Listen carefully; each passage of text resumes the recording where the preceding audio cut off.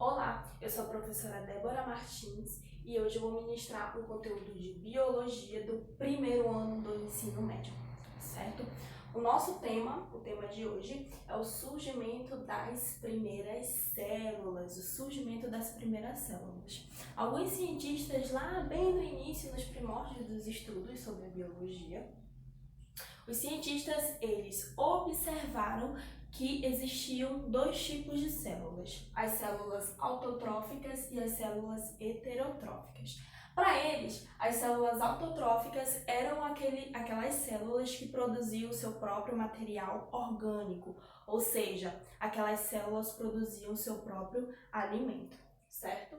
E as células heterotróficas eram aquelas células pelas quais elas não conseguiam produzir o seu próprio material orgânico, não conseguiam produzir o seu próprio alimento. Elas pegavam esse alimento das regiões ao redor delas, do meio pelos quais elas se situavam, se viviam, certo?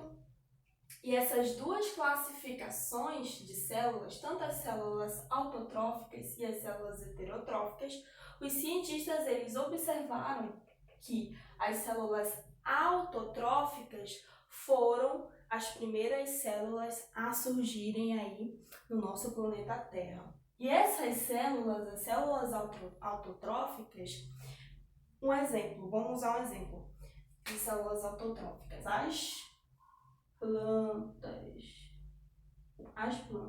Nós sabemos que as plantas, o alimento das plantas é o alimento que elas próprias produzem, né, através da fotossíntese. Lembra o que é fotossíntese? Fotossíntese é o conjunto de reações,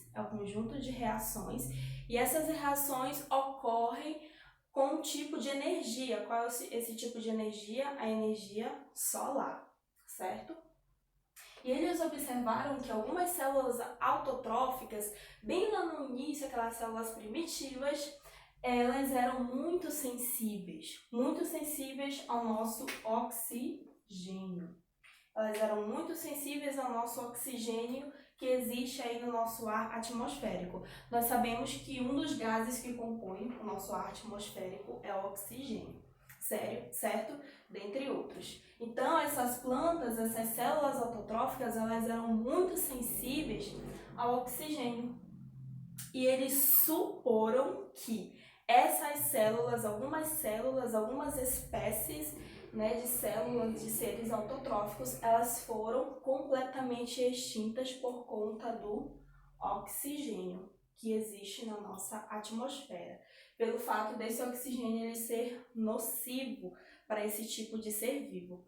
E eles suporam que essas células sensíveis autotróficas, algumas sobreviveram e foram justamente essas células autotróficas que sobreviveram que estavam situadas embaixo dos rios, embaixo dos mares, certo? Elas estando embaixo dos rios, embaixo dos mares, elas estariam protegidas da luz solar, das radiações solares.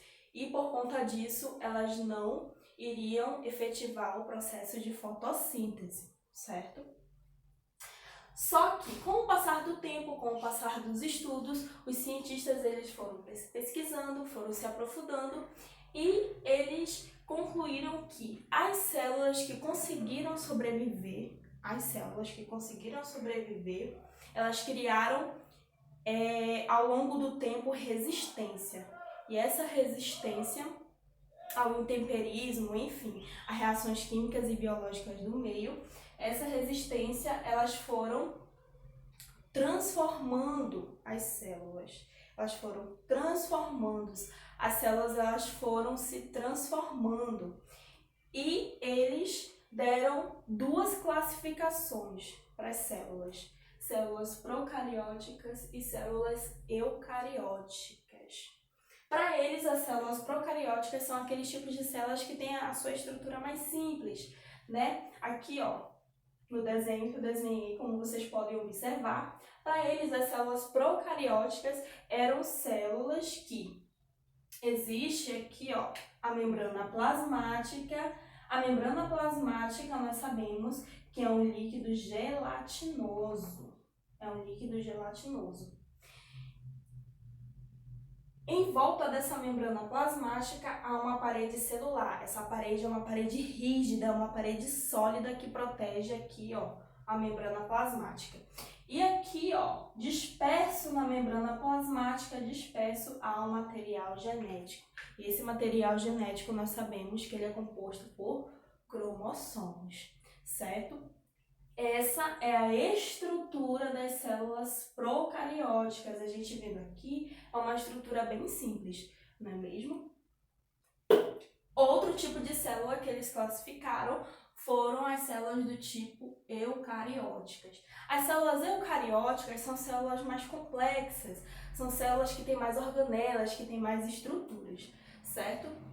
Como vocês podem observar aqui no livro de vocês, aqui ó, no livro capítulo 2, é a origem da vida, aqui na página 28, bem aqui na página 28. Bem aqui na página 28, vocês podem observar a figura aqui, ó, da célula eucariótica. Vocês observando aqui, dá para perceber que a célula eucariótica ela possui algumas estruturas, certo? E as principais estruturas dessa célula é a membrana plasmática, como nós sabemos, que é um líquido gelatinoso, que se situa aqui, ó, bem aqui. Aqui é a parede celular. E dentro aqui, ó, dentro aqui dessa minha célula eucariótica tem o nosso núcleo. E o núcleo, ele possui 3 estruturas. A carioteca, que é um líquido também gelatinoso. O material genético, bem aqui, ó. O material genético. E dentro desse material genético aqui, ó, aqui dentro do meu núcleo, tem o chamado nucleolo, que é onde ficam as informações, né? O DNA, os cromossomos, olha aqui, ó, o cromossomo. Certo? E aqui, ó, bem aqui pertinho do núcleo, há algumas ditas organelas. Essas organelas são pequenas estruturas com funções específicas. As principais organelas são a mitocôndria, aí a gente vai ter os ribossomos, a gente vai ter os lisossomos, né? Os lisossomos são responsáveis pela digestão, né, química e biológica da célula, certo? Então, as células eucarióticas são células mais complexas, com mais estruturas e organelas com funções específicas, certo? E as células procarióticas são células pelas quais a estrutura é uma estrutura mais simples, certo? Um ponto que a gente deve observar. Nas células procarióticas, o material genético, ele fica aqui, ó, disperso aqui na membrana plasmática, ele fica disperso. Já nas células eucarióticas, aqui, ó, o DNA, ele fica dentro do núcleo, ele já não fica disperso aqui, ele fica dentro de um núcleo bem separadinho, certo? Então, a estrutura da célula eucariótica é uma estrutura, grosseiramente falando, mais organizada, certo? Mas e aí?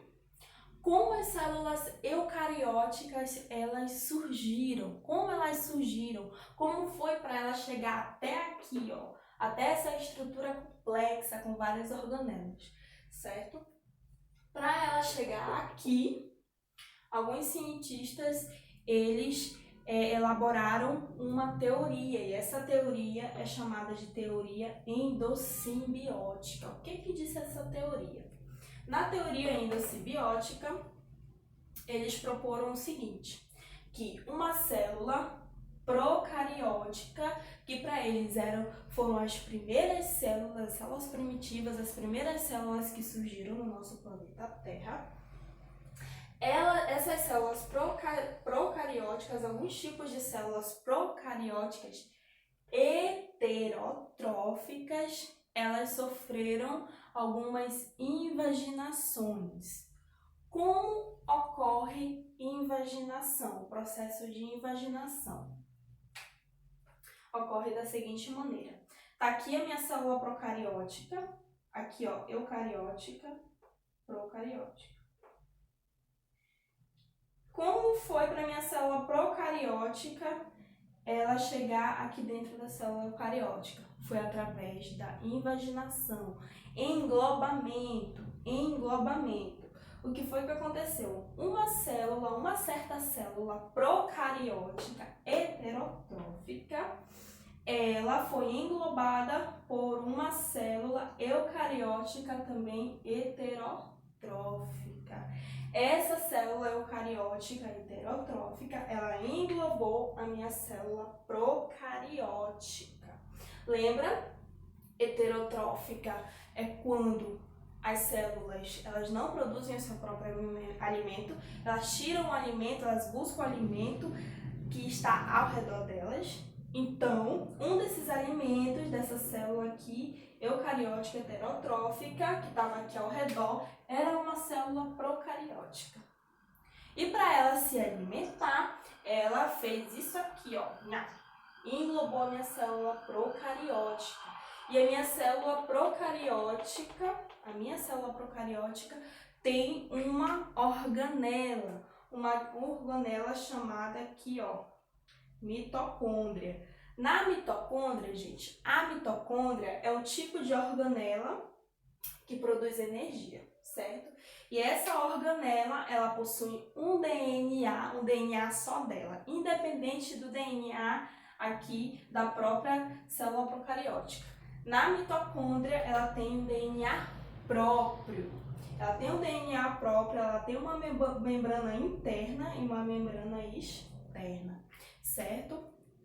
E essa mitocôndria, ela é responsável por liberar energia, produzir energia. E quando essa célula eucariótica englobou a célula procariótica, essa minha célula procariótica com essa mitocôndria aqui, ó, ela forneceu energia para a célula eucariótica, fortalecendo aí a nossa célula eucariótica.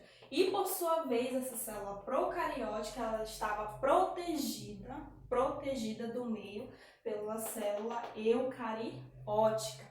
Com o passar do tempo, ambas foram ficando dependentes uma da outra para sobreviver.